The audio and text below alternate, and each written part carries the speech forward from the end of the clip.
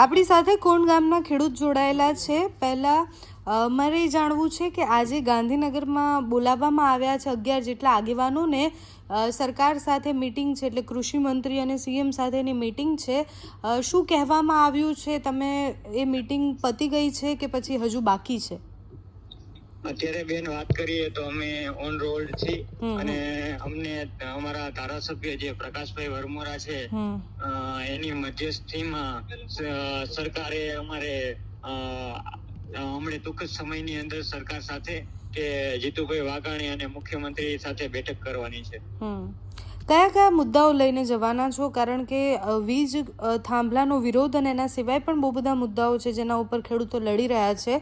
અને સાથે જ ગઈકાલે પ્રકાશભાઈ આવ્યા તો એમણે શું આશ્વાસન આપ્યું ખેડૂતોને? કોંડ ગામે આવ્યા હતા પ્રકાશભાઈ. અમારો મુખ્ય મુદ્દો તો જે અત્યારે કોંડ ગામનો છે, હાઈ ટેન્શન લાઈન વીજ લાઈન બાબતનો જ અત્યારે અમારો મુદ્દો છે. તે સિવાય આજે કોઈ જાતની ચર્ચા નથી કરવાની, ખાલી એક જ ફક્ત વીજ લાઈન બાબતે જ અમારે આજ ચર્ચા કરવાની છે.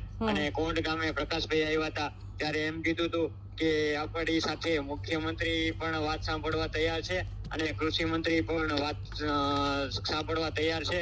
તો કોંડ ગામના 11 ખેડૂત આગેવાનો મારી સાથે આવો અને તમારે મુખ્યમંત્રી અને આપણે બેઠક કરી અને આ વાતનો નિકાલ કરીએ વહેલામાં વહેલી તકે અને ખેડૂતોને યોગ્ય વળતર મળે એ બાબતે આજે બેઠકનું આયોજન કરેલું છે.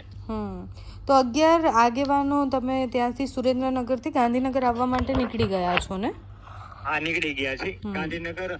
પેલા અત્યારે અમે અમારા એમએલએ ના ક્વાર્ટરે જઈને ત્યાંથી પછી એમએલએ સાથે અમે મુખ્યમંત્રી અને જીતુભાઈ વાઘાણી કૃષિ મંત્રીને સાથે બેઠક કરવાના છે. અને તમે જ્યારે આ મીટિંગ કરવાના છો તો તમને સરકાર પાસેથી શું અપેક્ષા છે? સરકાર પાસે અમારી એટલી જ અપેક્ષા અને માગણી છે કે બજાર કિંમતના 4 ગણા અને સરકારને ઈ સ્વીકાર ન હોય તો જે 2003ના ઇલેક્ટ્રિક કાયદા મુજબ આજે મોબાઈલ ટાવર ઉભા કરવામાં આવે છે કે એને માસિક ભાડું ચૂકવવામાં આવે છે, તો ખેડૂતોને કેમ માસિક ભાડું ન ચૂકવવામાં આવે? અને અમારા જ વીજ કનેક્શન, અમે મીટર હોય છે, અમારું વીજ કનેક્શન હોય છે વાડીનું, એની અંદર મીટર નાખવામાં આવે છે તો એ મીટરનું ભાડું પણ અમારા ખેડૂતો પાસેથી લેવામાં આવે છે. તો અમારી બીજી માંગ એ હશે કે ખેડૂતોને જે મીટર લગાવે છે, વીજ બિલ તો ભરે છે પણ ખાલી મીટર લગાવે છે ને એનું પણ ભાડું અમારી પાસેથી પીજીવીસીએલ વસૂલે છે. એટલે એ વહેલામાં વહેલી તકે જે મીટર ભાડું ખેડૂતોને ચૂકવવું પડે છે એ પણ રદ કરવામાં આવે. તમે છેલ્લા કેટલા દિવસથી આંદોલન કરી રહ્યા છો અને જો તમને પોઝિટિવ નહીં લાગે આજની મીટિંગ પછી, તો પછી ખેડૂતોની રણનીતિ શું છે? કારણ કે વિપક્ષે તો વિરોધ કરવાનો પ્રયત્ન કરી દીધો, અહીંયા ટ્રેક્ટર લઈને ખેડૂતો આવ્યા હતા અને પછી જે થયું એ બધાને ખબર છે. અમારી છેલ્લા 32 દિવસથી લડાઈ ચાલુ છે.